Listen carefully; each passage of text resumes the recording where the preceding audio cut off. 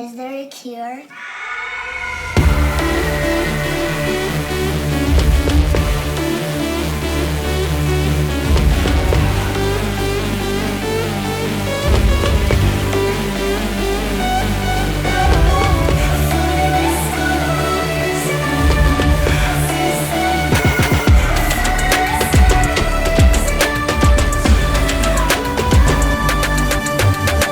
I think projectors are a really interesting and versatile tool to dive into for specific productions. We have shown a few different techniques in the past, like using projectors to tackle a DIY sort of virtual production, or this shot here where we projected a ghost on sheer fabric to get an in-camera ghost shot. But those are effects that are looking to hide the fact that we're using a projector, whereas some of my favorite uses of a projector are the ones that don't hide the projection. It's the actual style. As you saw in the opening, you can get a great trippy stylistic image from this, and in a large variety of looks depending on what the asset is that you were using for it, like this one here. This fireball revealing itself over a black background. Now, since this is a projector, projecting that light onto whatever surface we place in front of it, those black areas will essentially be invisible. So we can use anything that is pure black as sort of an alpha matte to see through. Now here I have my new Cosmos Max 4K projector, which I'll talk about in a minute. It's on top of a tripod and connected to my laptop to play all the clips we have off of. One great thing about this projector is that we can put it to the side and correct that right inside the projector. So I have that offset a bit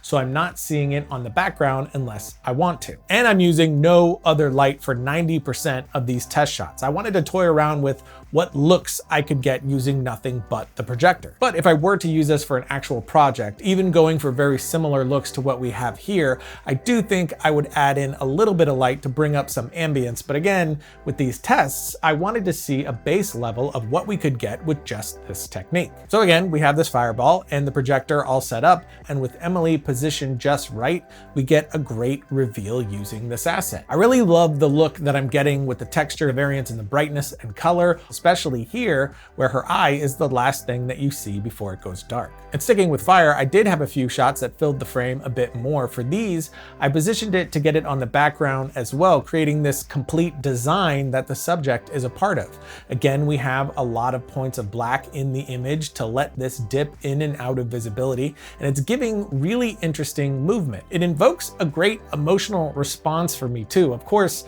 this strong red is definitely helping us feel that bold style too. I love washes of color like this. It's just really specific.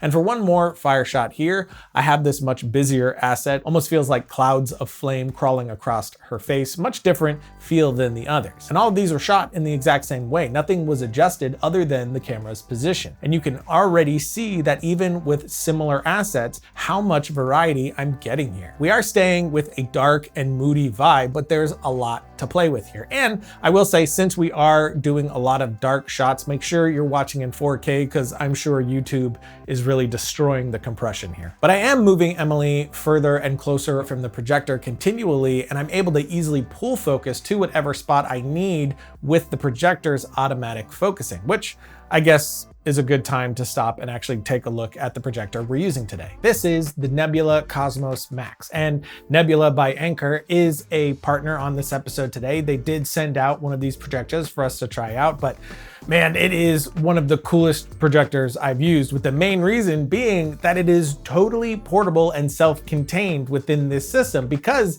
it is powered by Android TV and it has speakers built right in. So you could take this to a friend's house or outside while you travel, whatever. You just connect it to Wi-Fi and you have access to all of the apps like YouTube, Disney Plus, Netflix, and so on to watch your goodies wherever you go. And here's the thing, these speakers around the projector here, what they call a dimension of sound within Dolby Digital Plus and Sound Dimension. It's pretty shocking. Honestly, I was not expecting that from these speakers. So it's pretty impressive and shockingly loud. But of course you have 4K with 1500 lumen image with this one, nice and bright with excellent colors and detail. A few things I really appreciate when setting this up though was you can take it up to 150 inches, which is pretty massive. Another thing that I loved when setting it up was the self-focusing. You just hit this button here and then the screen gets perfectly sharp automatically, and the image is really gorgeous. Not surprisingly, when I compare my image to my old projector, the Cosmos Max absolutely destroys it.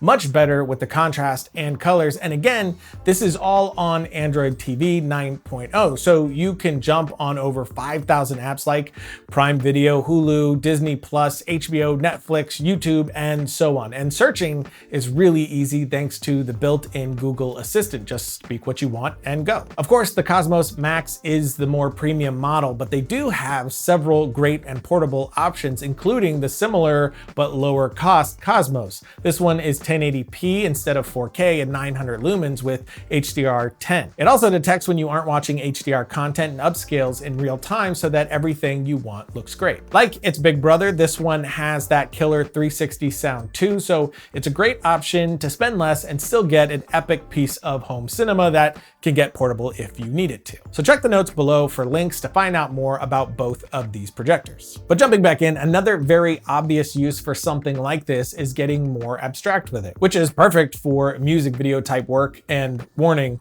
a lot of flashing lights are about to happen, so if you are sensitive to that, click away now.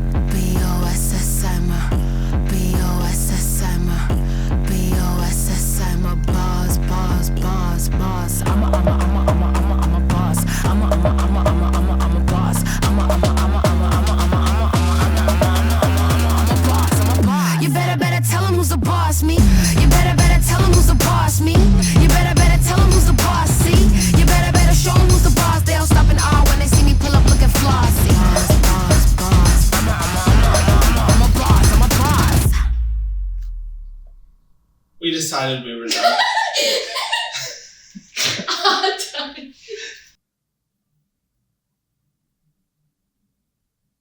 So those shots are actually a great example of where I would add some ambience. I'd want to keep it contrasty and mostly lit by the projector, but if we added just a little bit of overall ambience to the room, I think it would fill it in just enough to make it more smooth throughout. Although I am very much digging that choppy, strobing vibe that we're getting from these shots. And these more insane, static sort of shots are some of my favorite to toy around with.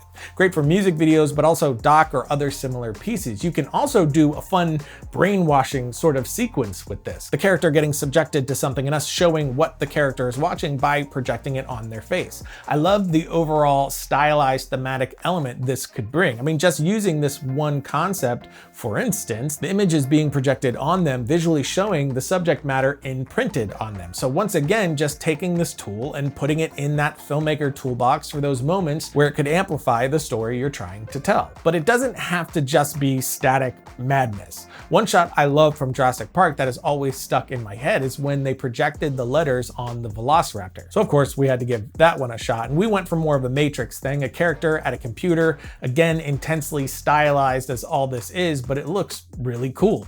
Or you can get more intense depending on the asset you choose, like this one here. Or even the positioning of your actor's head will change it dramatically as well, like Josh looking forward versus at the camera in this specific moment. We also found this asset of code shaped as a skull, so we projected that right over Josh's face, and each of these looked great, all with their own vibe and each giving me a ton of ideas of how I could use them. Even using light or not adjusts it dramatically, like take this skull shot.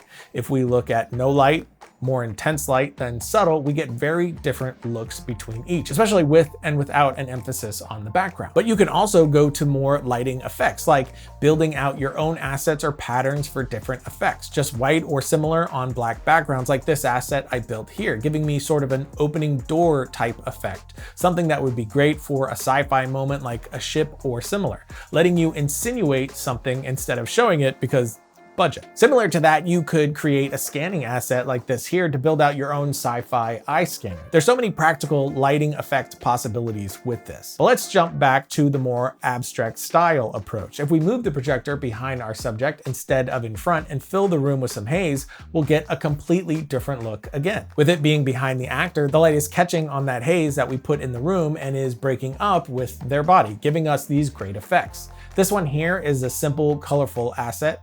And if we switch up to something else like this spinning blade that I made in After Effects, just a white solid keyframe to rotate, we have a much different look. And if we move in closer, you get this great detail. With smaller objects and an asset like this, you can move the subject through the light to break apart those rays and give you this really cinematic and interesting visual. But then we have this one here, which is really giving us an insane look around Josh. Assets like this with a lot of movement and that slight separation end up giving this great sense of perspective, like Josh is in this light tunnel. If we move Josh out of the frame, we still have this, and you are still getting those rays, but with the subject in frame blocking the main source, you end up with that beautiful wrap of light. Definitely one of my favorite uses out of the bunch. So if you are making music videos, client work, talking head stuff, docs, or some specific style needed for your film, the projector really is an effective and fun tool. There are so many applications and looks you can pull from, way more than we showed here even, since we're focusing on just lighting the actor almost exclusively with the projector.